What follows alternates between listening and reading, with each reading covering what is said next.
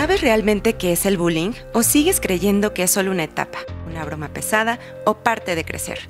En este episodio queremos empezar desde lo esencial, a hablar sin filtros sobre lo que es el bullying, los diferentes tipos que hay, quiénes participan, por qué es importante no etiquetar a los estudiantes como víctima o agresor y cuáles son las consecuencias reales cuando no se atiende a tiempo. También te vamos a compartir algunas cifras que demuestran por qué seguir ignorando este problema no es opción, porque si no entendemos el bullying no podemos prevenirlo y si no lo nombramos, seguimos perpetuándolo. Así que comenzamos. Esta es una conversación real sobre todo lo que está pasando en torno al acoso escolar, porque hablarlo no es terapia, pero ayuda.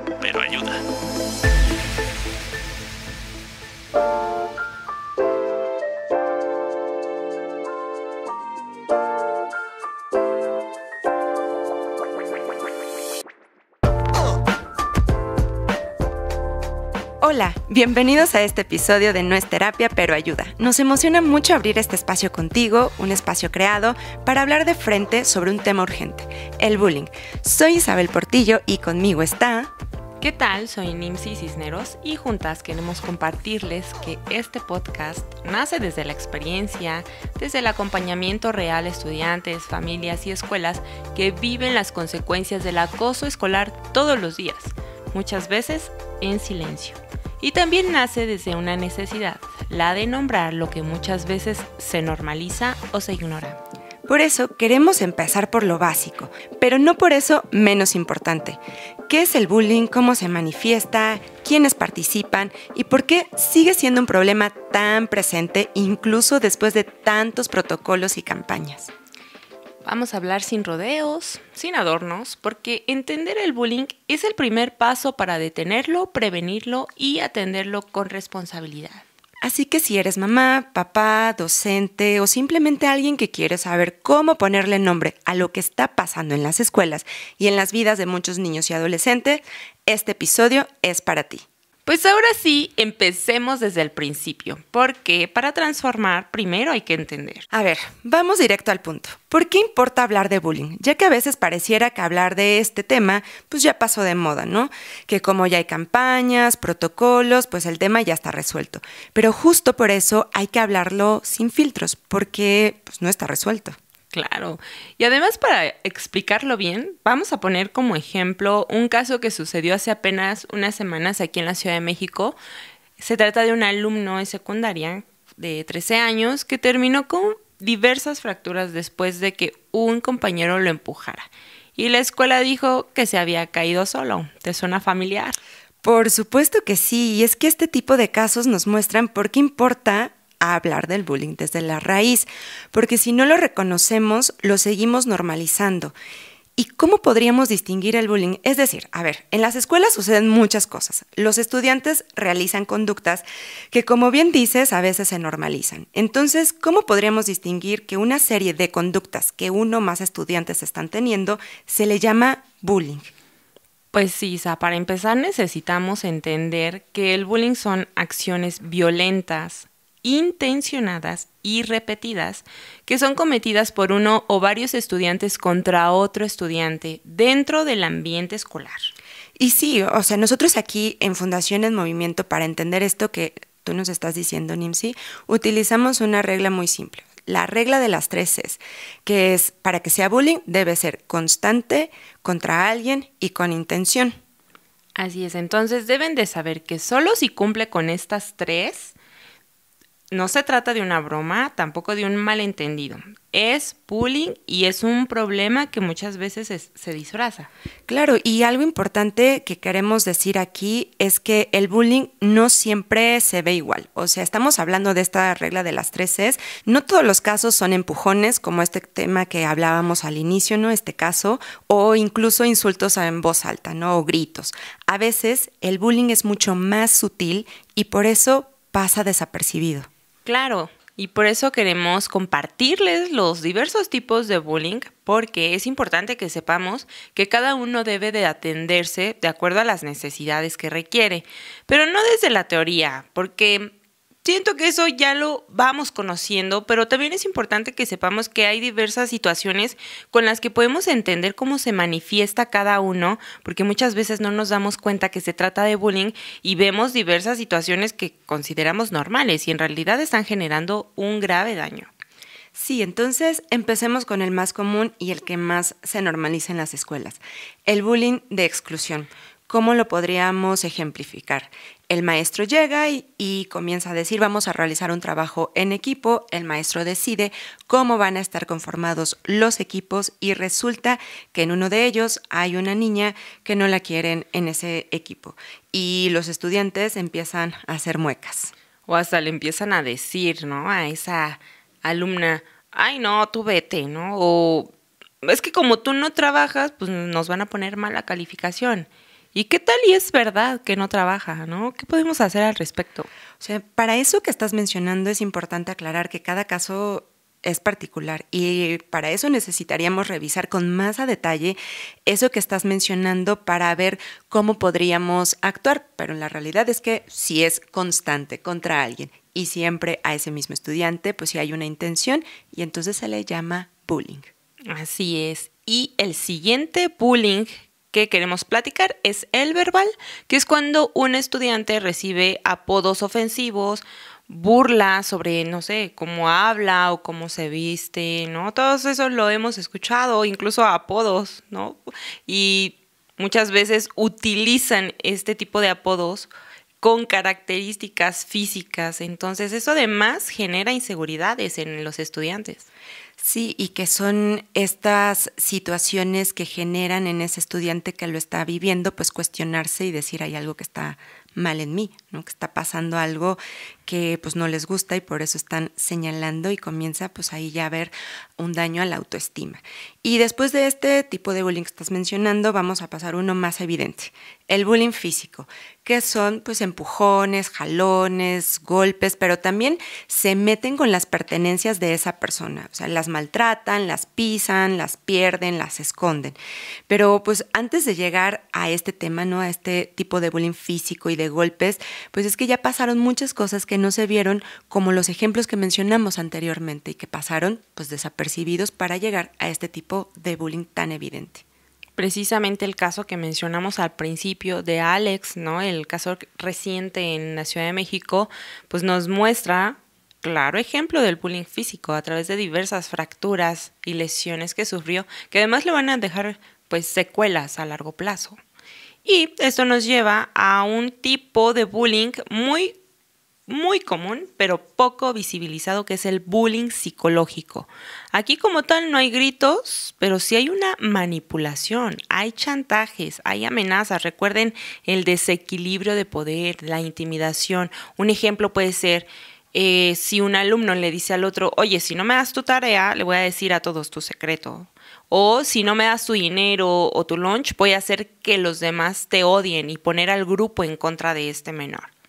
Y este tipo de violencia ya está jugando con el miedo, o sea, aquí lo podríamos hasta incluso hace poco estaba escuchando que los estudiantes están normalizando esto y que lo podríamos ejemplificar como extorsión. O sea, en los adultos, pues pasa esto en la sociedad mexicana, pero qué grave que los niños lo están pasando a su nivel y están utilizando esto para, como bien decía, jugar con el miedo de ese estudiante para tener el poder sobre él y que él se quede callado, guarde silencio por presión emocional y que además, pues ese tipo de acoso escolar pase desapercibido incluso para los adultos, los docentes o los papás. Claro, entonces cuando quieras pensar que el bullying no es tan importante, hazte esa pregunta. ¿Y si a mí me estuvieran extorsionando, si a mí me estuvieran manipulando, intimidando? Recuerda que también ellos lo viven y lo sufren y muchas veces es silencioso. Esto también me va a llevar a platicarte de otro tipo de bullying que es muy delicado, que es el bullying sexual y se da cuando hay comentarios ofensivos sobre el cuerpo, tocamientos sin consentimiento o insinuaciones con doble sentido. Me recuerda mucho a cuando yo era estudiante, era el clásico alumno que se ponía o se pegaba un espejo en el zapato para ver por debajo de la falda de las niñas. Y vaya que que incluso era motivo de risa para otros estudiantes. ¿Por qué? Porque nadie les dijo nada. Sí, y que este tipo de bullying se disfraza muchas veces como broma, ¿no? Pero aquí hay que aclarar algo bien importante. El bullying sexual es muy diferente al acoso sexual. O sea, el bullying sexual, si yo como docente o directivo no lo detengo a tiempo, me puede derivar en un caso de acoso sexual que pues tiene sus protocolos y su forma de atención muy específica, ¿no? Esto pues son estos ejemplos que estamos hablando que ya están cruzando los límites del respeto y la seguridad personal. Y trayendo este ejemplo que tú estabas poniendo, Nimsi, de en el zapato ponerse el espejo, pues ahorita lo podríamos mencionar como ahora es el celular, en donde se graba a escondidas a una estudiante, por ejemplo, sin su permiso, o empiezan a hacer comentarios sexuales sobre cómo se viste. Claro que sí, y además quiero vincularlo mucho con algo que como adultos hacemos, ¿no? No estaba limitado a hacer este tipo de difusión solamente entre estudiantes, porque lo he visto mucho en trends de redes sociales, en TikTok, cómo graban a alguien sin su consentimiento nada más porque les resulta atractivo. Y estar publicando contenidos de alguien más es muy delicado. Y hablándolo desde el entorno escolar, hay un tipo de bullying llamado ciberbullying, que es precisamente grabar a alguien sin permiso. Puede ser acoso u hostigamiento a través de mensajes, de fotos editadas, hacer stickers o memes, incluso videos y publicarlos en redes sociales. Y lamentablemente es un tipo de bullying al que no se le da la atención que requiere porque piensan que al ser virtual pues no importa, pero además empeora con el tiempo porque no tiene un horario escolar. Se extiende incluso cuando el alumno o los alumnos salen de la escuela. Y qué peligroso si se normaliza todo esto que estamos mencionando. Y aunque ustedes crean que pues esto que ahorita con ejemplos claros les estamos poniendo, cuáles son los diferentes tipos de bullying, si ustedes creen que nada más sucede uno y ya solito, pues la verdad es que no es así. Nosotros en la fundación le llamamos bullying mixto a este tipo de bullying en el cual se mezclan todos los que acabamos de mencionar, ¿no? Es decir, cuando un estudiante, por ejemplo, es agredido verbalmente, luego lo excluyen del grupo, le hacen ciberbullying, pero además le pegan. O sea, imagínate ya toda esta mezcla de violencia que se está viviendo en la escuela y con este estudiante. Y claro, además los estudiantes que puedan estar enfrentando todo esto, sumado a que además tienen que estar concentrados en clases, haciendo tarea, se vuelve una situación muy abrumante y al final hay daños emocionales, sociales, físicos, incluso económicos, digitales, todo al mismo tiempo. Y es ahí donde decimos, al final no se trata de un caso leve, ni juegos de adolescentes, ni bromas, ni algo que va a pasar. No, es una urgencia que si no se atiende ya puede derivar en una tragedia. Claro, y por eso importa mucho hablar de bullying, porque cuando entendemos cómo se ve, incluso cómo se siente o cómo lo viven los estudiantes, podemos empezar a identificarlo, detenerlo y lo más importante, prevenirlo. Y bueno, pues a hablar sobre este tema muchas veces se nos viene a la mente una escena muy clara, ¿no? O sea, ahorita estamos mencionando, ¿no?, a una persona que agrede y a otro estudiante que lo sufre. Pero la realidad es mucho más compleja. En cada situación de acoso escolar hay más de 2 personas involucradas. Para empezar, si tenemos a quien genera la violencia y quien la recibe. Y por eso importa hablar del bullying, porque cuando entendemos cómo se ve, cómo lo viven y lo sienten los estudiantes, podemos empezar a identificarlo, detenerlo y, lo más importante, prevenirlo. Por eso les tenemos preparada esta cápsula muy interesante, así que escuchémosla. Los 3 componentes centrales de la convivencia entre alumnos. Revisemos un poco la experiencia real que tiene un niño o una niña cuando se convierte en estudiante por primera vez. En la escuela, su convivencia será entre iguales. Es decir, entre compañeros estudiantes que estarán, en teoría, en las mismas condiciones. Su convivencia será muy variada. Conocerán la amistad, la camaradería, el compañerismo, el juego, el aprendizaje, tal vez el amor y la protección, pero también el acoso y la violencia en diferentes modalidades.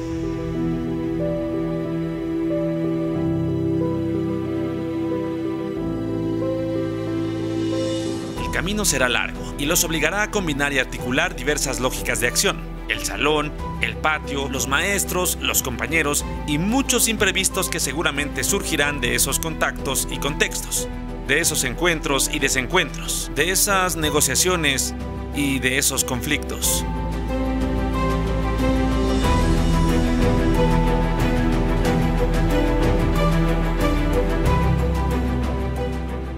Los sociólogos François Dubet y Danilo Martuchelli aseguraron que la determinación de cada una de estas lógicas no nos dice nada sobre la experiencia escolar en sí misma o sobre el trabajo por el cual cada personaje en la escuela tiene una coherencia propia, pero de alguna forma, esas condiciones les permitirán socializarse y construirse, algunos con mayor éxito que otros, en sujetos. Y la violencia estará ahí, de manera recurrente, entre las interacciones de maestros y alumnos, o entre los propios alumnos, pero aparecerá más ligada al orden institucional que al de los alumnos o maestros de manera individual, lo que favorece un efecto de camuflaje. Es decir, muchos no notarán su presencia o la considerarán, en todo caso, como algo normal.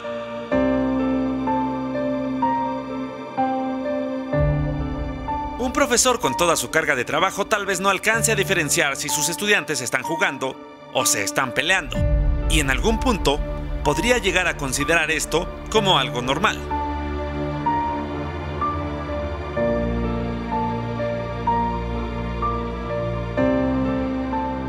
Al entrar a la escuela, todo es nuevo para los alumnos, y uno de los primeros conceptos que descubren es el poder.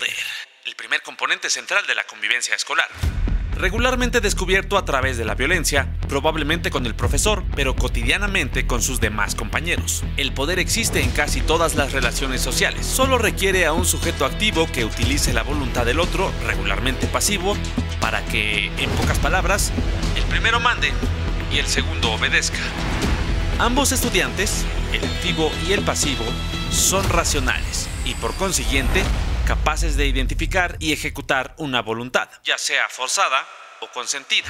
El caso es que entre alumnos serán conscientes de inmediato de las diferencias entre sí, ya sea de tamaño, fuerza, de popularidad o de edad. Por simple instinto de sobrevivencia, los pequeños se alejarán de los grandes. Incluso esta es una recomendación que hacen las maestras a los más pequeños. Seamos claros, el maltrato entre compañeros parte de una relación asimétrica de poder, y eso muchos estudiantes lo tienen claro mientras están en la escuela, por lo que el asunto casi siempre termina resultando en violencia física, puesto que la negociación e incluso la verbalización de un conflicto es algo prácticamente desconocido por los alumnos en estas instancias. Y si ya lo notaste, justo aquí aparece el segundo componente central de la convivencia entre alumnos, el conflicto. Es decir, una tensión o enfrentamiento entre dos o más partes por diferencias de intereses u objetivos. Y suceden conflictos entre los estudiantes en donde los intereses que se contraponen son tan opuestos que solo pueden resolverse a través de la dominación y el sometimiento de un actor al otro. También están los conflictos que propician la negociación y el crecimiento entre los actores, pero son los menos. Los conflictos estarán presentes durante toda la convivencia escolar de un estudiante. De hecho, lo estarán durante toda su vida. Pero particularmente en esta etapa, una mala experiencia a partir de un conflicto podría marcar significativamente su vida y su destino. En definitiva, la diferencia de poder entre estudiantes y el desconocimiento sobre cómo resolver conflictos generan violencia escolar. Y esta violencia inhibe el desarrollo de los alumnos, anula su potencial y puede dejar secuelas permanentes en su personalidad, derivado casi siempre de la frustración sufrida o de los condicionamientos aprendidos. Y aquí surge el tercer componente central de la convivencia entre alumnos, la popularidad.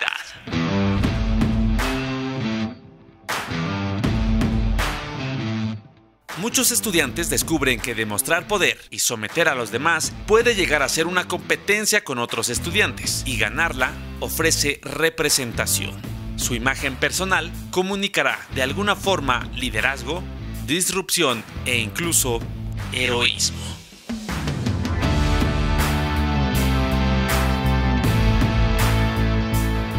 Pero lo más importante es que muchos encuentran en esta competencia un camino efectivo para salir del anonimato. Para esos estudiantes, el uso reiterado de la violencia se convierte simplemente en un mecanismo válido de reconocimiento en el ámbito escolar. Y la violencia ejercida bajo este mecanismo se convierte en bullying casi de inmediato, ya que al ejercer poder y someter a otros compañeros, de preferencia y para reducir riesgos sobre los pasivos que han aceptado dicha condición, estos estudiantes serán siempre identificados, reconocidos y vigentes en el imaginario de la escuela. Y por esta simple razón es que al estudiante generador de violencia le será muy difícil renunciar a ejercer este acoso. Desistir de ello significará perder poder, fuerza, que su imagen se trastoque e incluso que se esfume ese heroísmo que creyó haber ganado.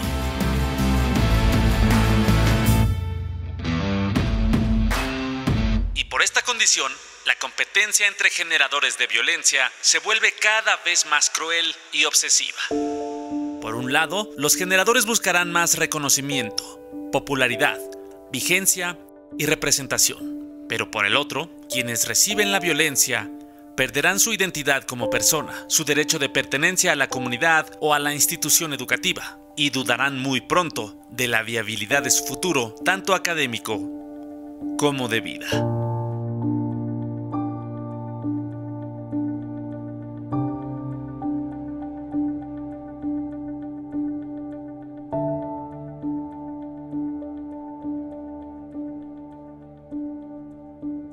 Cápsula basada en el documento Bullying, el poder de la violencia, de Antonio Gómez Nashiki.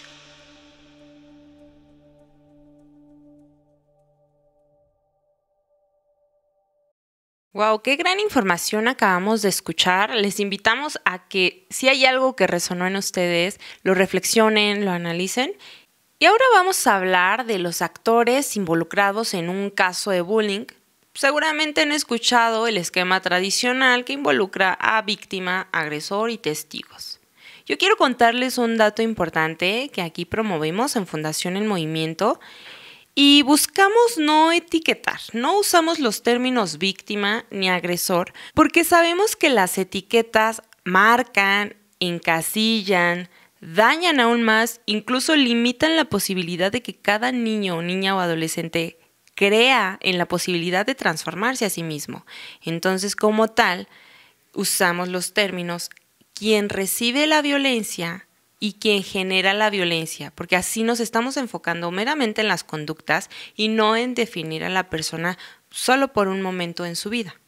Y además de estas dos figuras que estás mencionando, Nimsi, hay alguien más en la escena, los testigos o cómplices, que son estos estudiantes que están ahí, que ven lo que está pasando, pero deciden no intervenir. Y aquí queremos hacerte algunas preguntas para ti que nos estás escuchando. Como mamá o papá, ¿tú qué le dirías a tu hijo o hija si te dice que alguien le pegó? ¿Le dirías, pégale también? ¿No te dejes? O si no te defiendes, yo te voy a dar y doble. ¿No le enseñarías otra forma de responder? Y más allá de lo que tú le podrías decir a tu hijo o hija, ¿cómo reaccionas tú cuando ves una injusticia, una agresión, una burla en las calles, en las redes sociales, en tu entorno?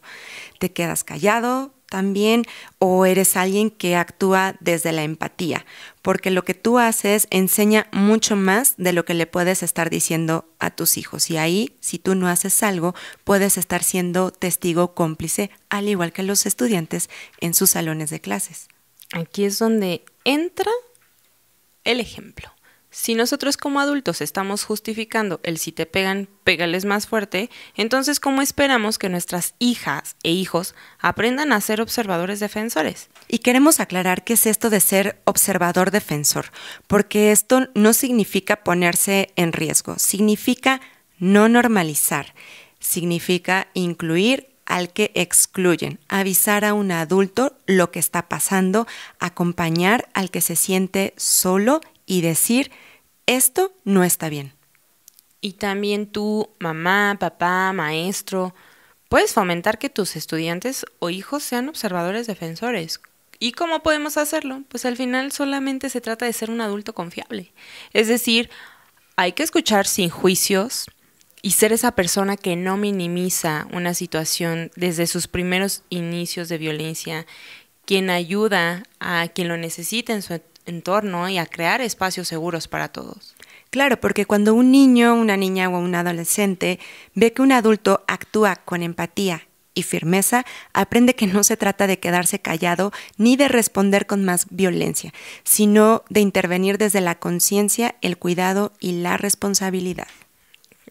¿Y sabes por qué es tan importante y urgente hablar de bullying y de todos los factores que le rodean? Pues porque los números nos están diciendo que ya no basta solo con mirar para otro lado o que solo volteemos a ver los casos cuando se vuelven virales. Quiero platicarte también que aquí en Fundación El Movimiento hicimos un censo sobre bullying y se aplicó a más de 45,000 estudiantes de secundaria y bachillerato, y te voy a dejar 3 datos importantes y muy reveladores.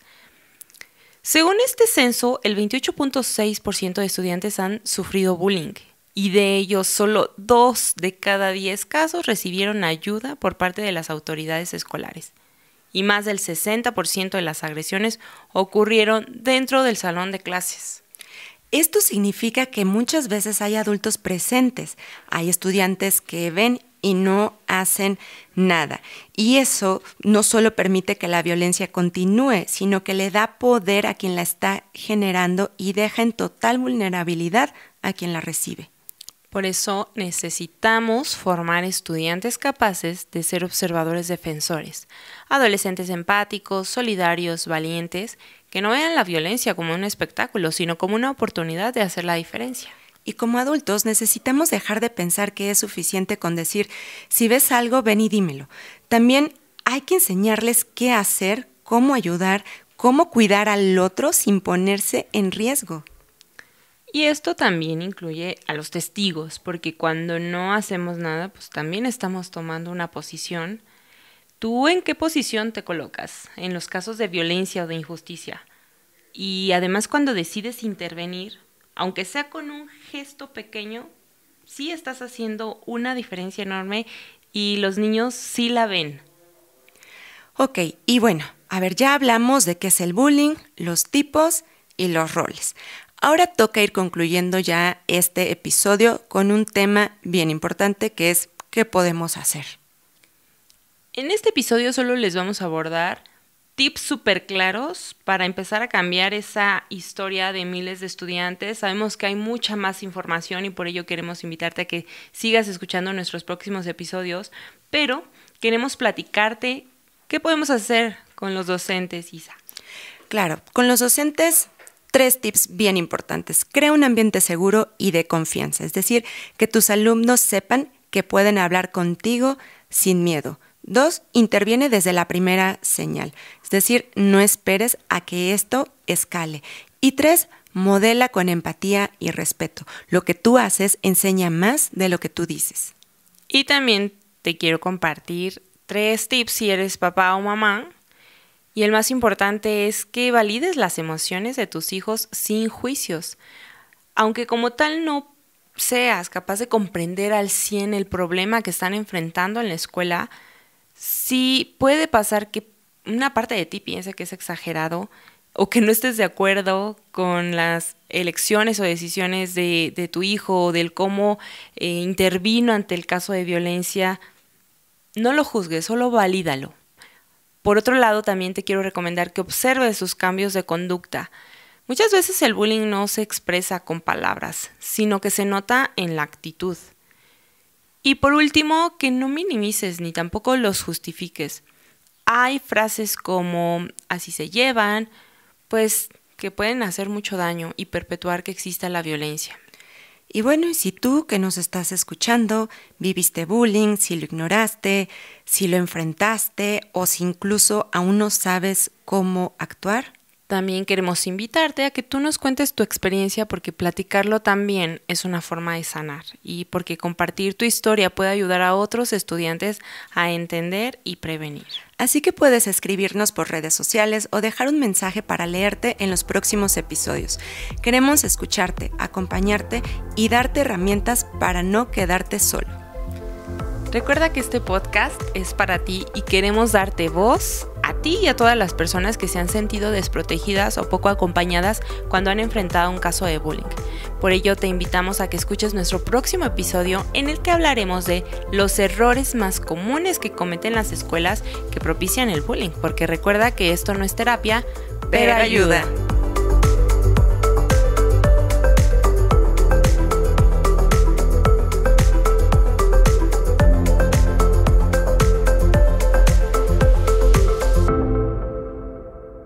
Todos los comentarios emitidos en este podcast son responsabilidad de quien lo dice y no de Fundación en Movimiento. Esta fue una conversación real sobre todo lo que está pasando en torno al acoso escolar, porque hablarlo no es terapia, pero ayuda.